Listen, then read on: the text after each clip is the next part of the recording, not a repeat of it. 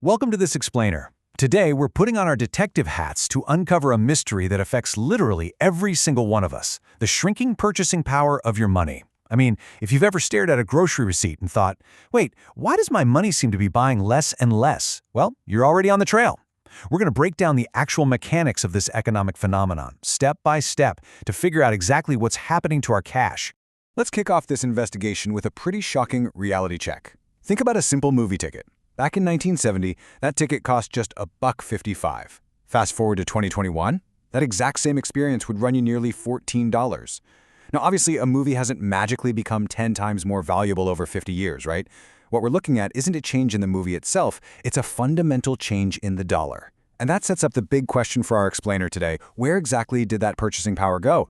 To figure that out, let's jump right into Section 1, Understanding Price Levels. So this constant, creeping rise in prices across the entire economy, that's what economists formally call inflation. And the key words you really got to remember here are general and ongoing. You see, inflation doesn't just mean a single item, like say a laptop or a house got more expensive. It means there's this broad, ongoing pressure pushing prices up in almost all markets at the exact same time.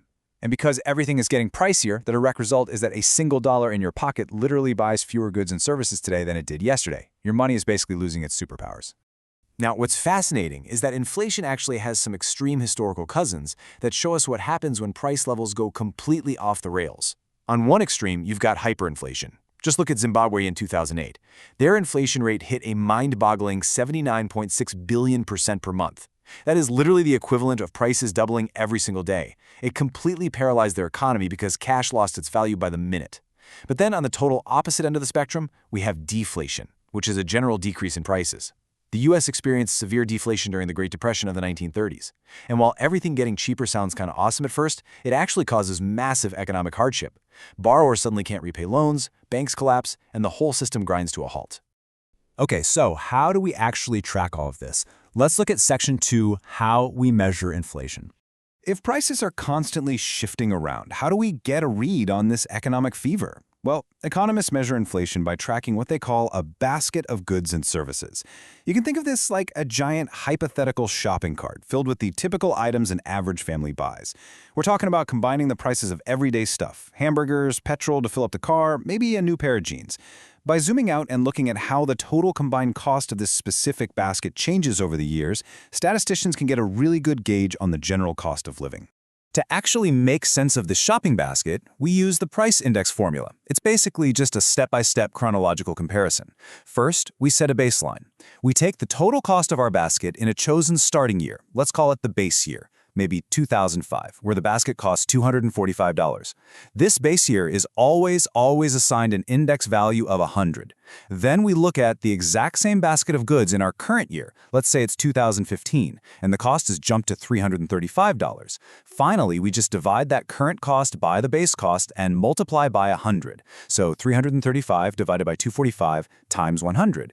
That gives us a brand new price index of 136.7.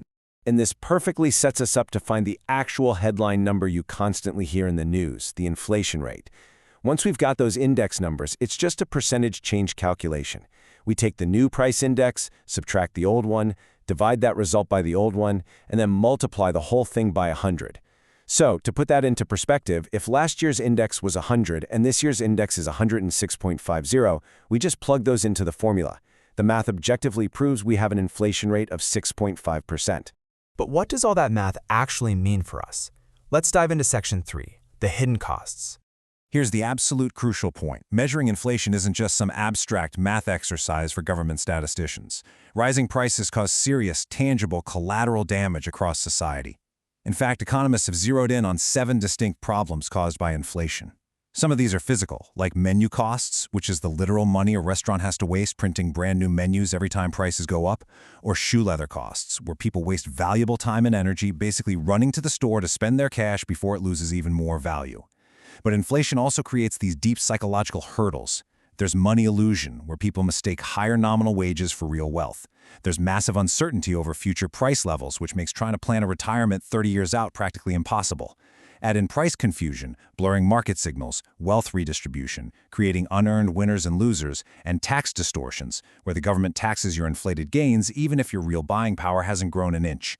When you put it all together, the societal damage is just immense. Let's look a little closer at one of the wildest problems on that list: wealth redistribution. Imagine you borrow $10,000 to buy a car at a fixed interest rate.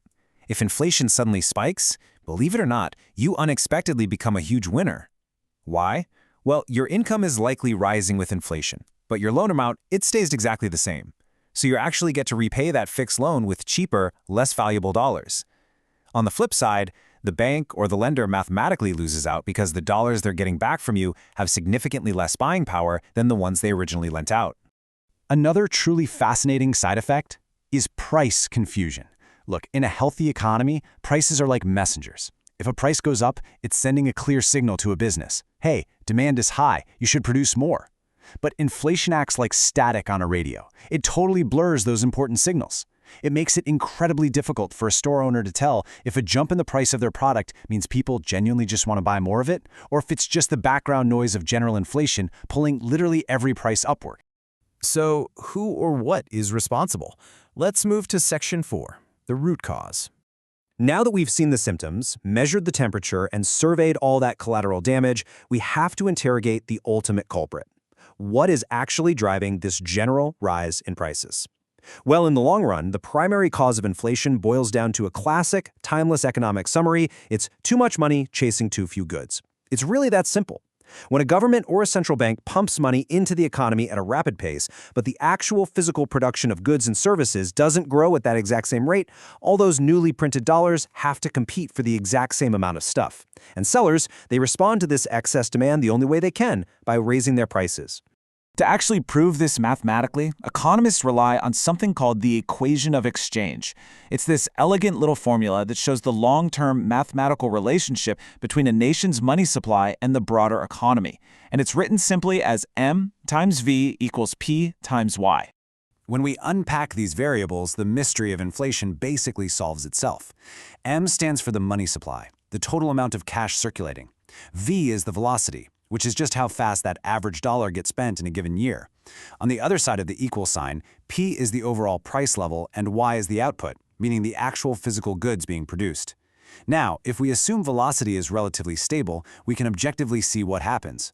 If the central bank increases M, the money supply, way too quickly, but Y, the actual production of goods, doesn't grow at the same rate to match it, then P, the price level, is mathematically forced to rise just to keep the whole equation balanced. And there we have it. We've cracked the case. We now know exactly what inflation is, how we measure it using a basket of goods, the massive hidden costs it inflicts on society, and the root mathematical cause tied straight to the money supply. But before we wrap up, I want to leave you with a provocative thought. Knowing that inflation acts as this continuous, hidden drain on your purchasing power, how might the current economic money supply be quietly impacting your own long-term savings and retirement plans today? Because as we've learned, the everyday detective's work is never truly done. Keep a close eye on those price tags, and thank you so much for joining me in this explainer.